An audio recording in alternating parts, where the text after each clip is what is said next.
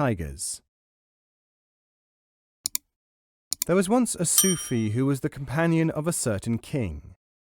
The king said to him, "I cannot understand your philosophy, just as I cannot help admiring Sufis as the most interesting people whom I ever meet."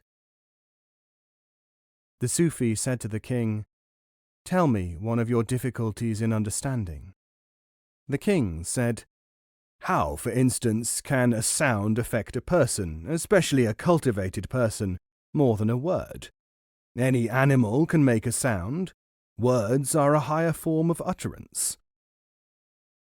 The Sufi said, "When you are in a suitable condition, I shall demonstrate to you what this may mean."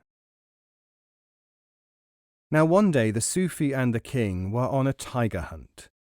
The king, who was a most talkative person, would not keep quiet, and repeatedly forgot not to raise his voice. Tiger after tiger was frightened away. The hunter who was with the party at length came to the Sufi while they were resting, bowed low, and said, "When skill and repute fail, it is said that the only recourse of man is to the wise. Could your presence not perhaps prevail upon His Majesty to remain silent when we are stalking tigers? This unworthy individual craves your help, for if we do not bring back a tiger from this hunt, it is I who will get the blame for the king's own shortcoming, and my wife and children, as well as my reputation as a hunter, will suffer." The Sufi agreed to help the hunter. When they had caught up with the king again, he saw that the monarch was still talking. Then the Sufi said, softly, "Tai?" At once the king was as silent as a grave, and he whispered so low that even a tiger could not have heard, "Guz?"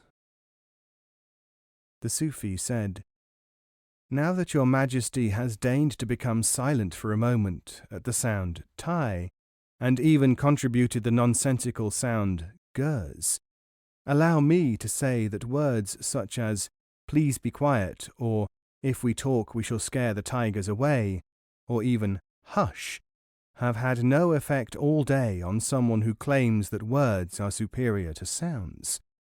Furthermore, please note that people generally know very well what other people mean.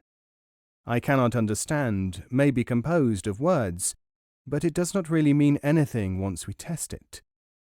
I have just tested your 'I do not understand what you mean' by your philosophy."